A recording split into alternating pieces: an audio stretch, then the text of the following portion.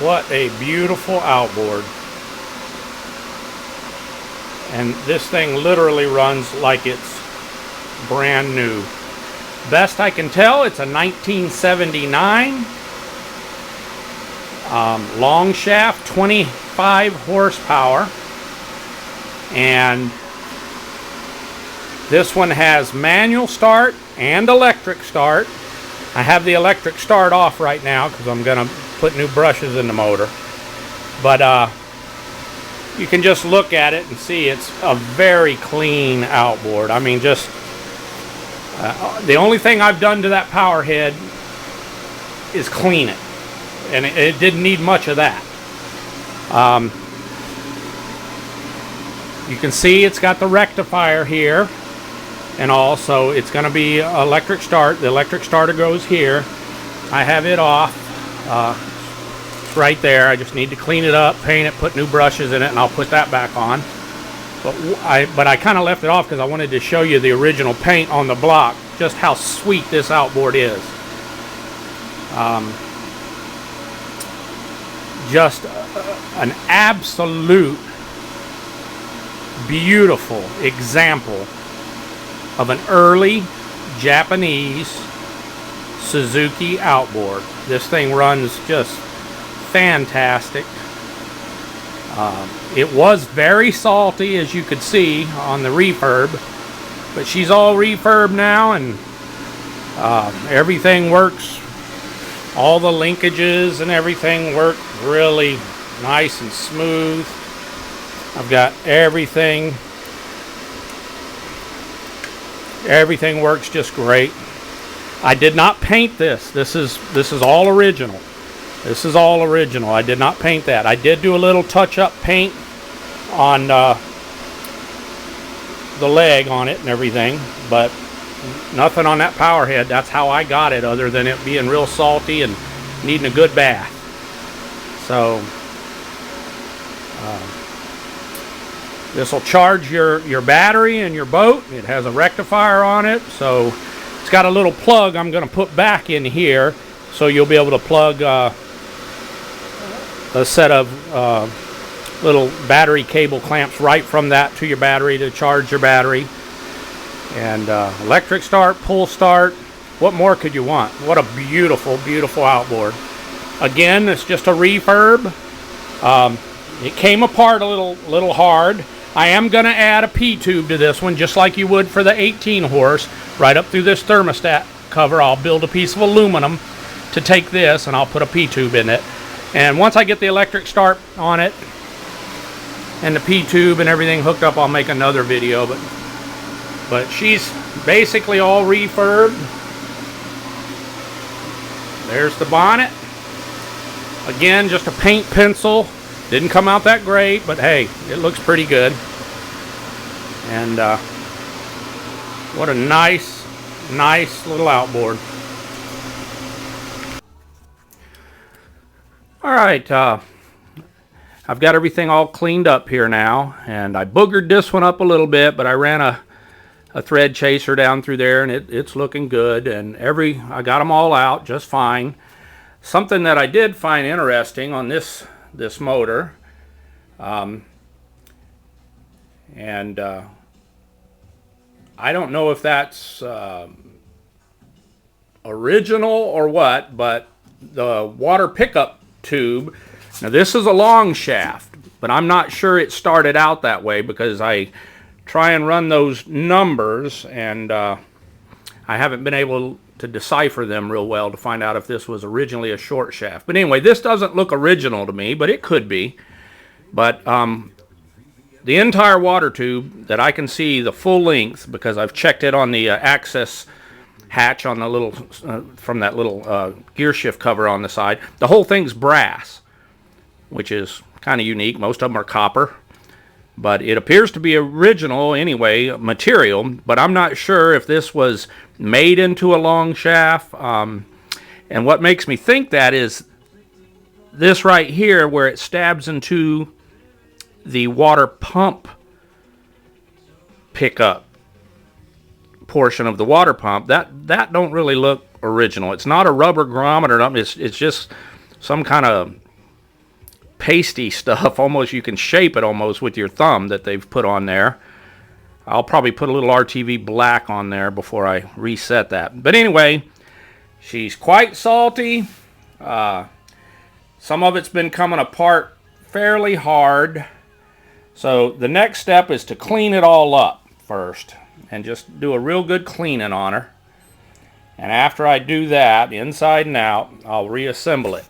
And then we'll go to the power head. So that's where we're at. Okay, we are getting there.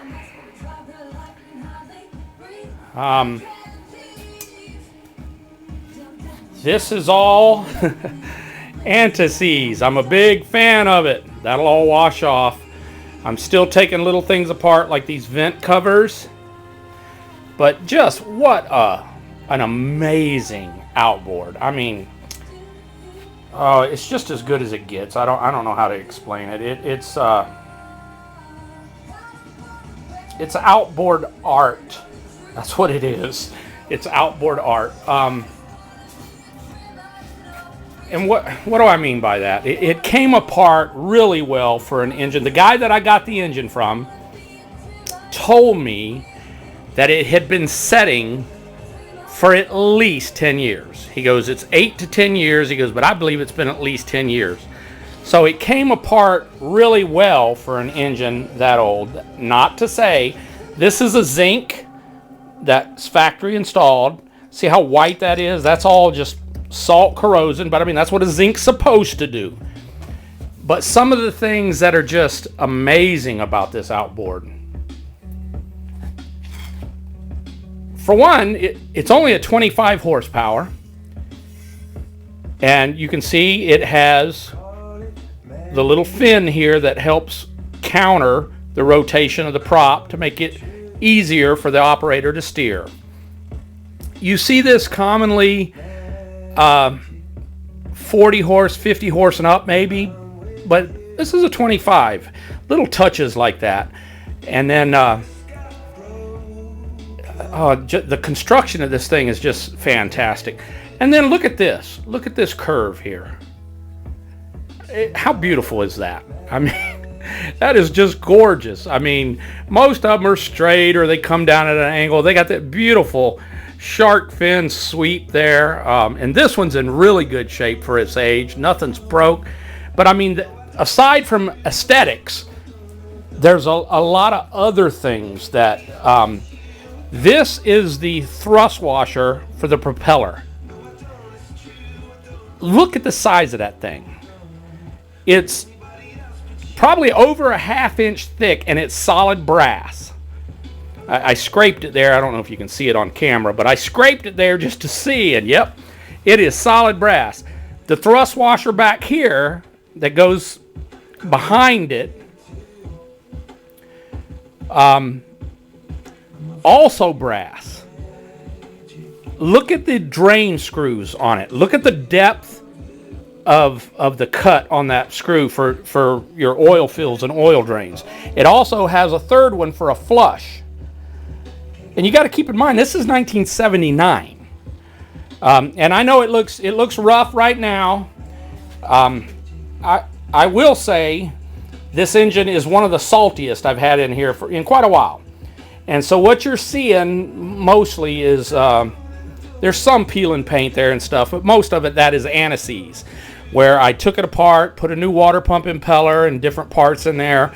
You can see this was flaking off, and I just hit it with a wire brush. Same with some other parts. I've already went through the power head on this motor. It had 160 psi compression per cylinder. The engine's hardly been used. It's hardly been run. So I was real lucky to get this. But again, you look at the aesthetics in the design, just some really nice stuff here. You look at the quality, instead of a cotter key, they got a nice big keeper on there. In addition, now you can see that brass at this angle a little better, hopefully. That's a solid brass lug right there. I mean, you won't find that in today's outboards, I guarantee it. And then for the instead of the cotter pin, you got this nice big keeper stainless steel. Nice big stainless steel nylock nut. In addition, you can see it hopefully over there, I've got the prop all ready to paint. Stainless steel as well. The entire prop, stainless steel. So, again, I do not have an OMC problem, an Evinrude Johnson problem. A good outboard is a good outboard. And this is a fantastic outboard. A lot of good stuff here. All right. Alrighty, I got the lower off there. And that came off just fine. But out of these bolts here that hook the mid lower to the upper leg, you can see all this white gnarly crap. Out of that one, one broke off, two broke off, three broke off. So out of four, I got one out. You can see I got a bent water tube here. Don't know what's up with that. But that old salt will just eat right through them old bolts, and then they just become so weak you can't get them out. But hey, I got one out. Not to worry. We'll get her apart and get her all cleaned up. So might have a little drilling and tapping to do. That ain't no big deal. We'll get her back together. Well, I got the upper midsection, or excuse me, the lower midsection, where the lower bolts in between the upper and the lower unit. I got that piece off. You can see I got the three broken studs. You can see all the white corrosion. And now what I'll do is I'll try a conventional propane torch first to heat those up and see if I can get them out with a good pair of vice grips. And what you do is once you don't just heat them up and start torquing on them, you're liable to break them off flush. If that happens, then you got to do the drill and tap thing, which that kind of sucks. So what you want to do is get your vice grips to where they fit on there nice and tight, take them off, heat that up, and mainly you want to heat around here. You want to heat the aluminum. All right, and then tap on it with a hammer a few times, get the vice grips back on there, and just get a forward and back movement. A real quick movement, and just keep rocking it back and forth, and you'll get a little more as you rock it, and finally you'll get to where you can spin them all the way out. So I'm going to try that and see what kind of luck we have. Okay, I've already got these two ready to come out, and of these broken off studs, and I'm going to show you how I do this. Okay, you see how white and cruddy that stud is with all that salt and everything on there? I'm going to show you how I get these out. It's pretty straightforward, but I'm going to try and get this camera where you can see it. Boy, I can't tell, but I hope you. Let's see where we at. Okay, should be able to see it. All right, here's the way I do it. Okay, I take the torch and I'm heating the back side of the threaded boss where this threads in. You can see it on this one right here. This is what I'm heating. That's the area that I want to get really good and hot. The bolt screws into.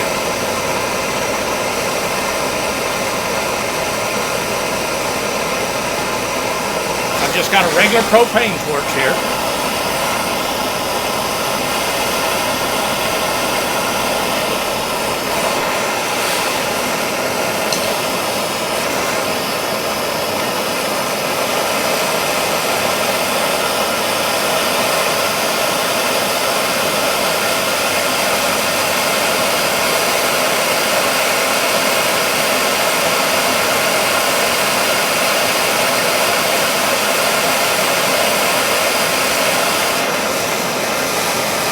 Heat the bolt itself a little bit, the broke off stud.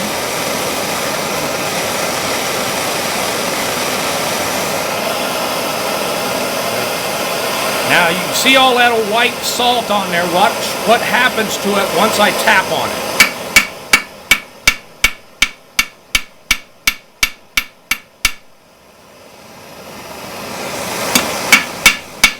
Give it a few taps, and all that old salt, or at least most of it, will come right off. Now once I got the boss and the aluminum good and hot, I'm going to come up here to the bolt and heat it until it's red hot.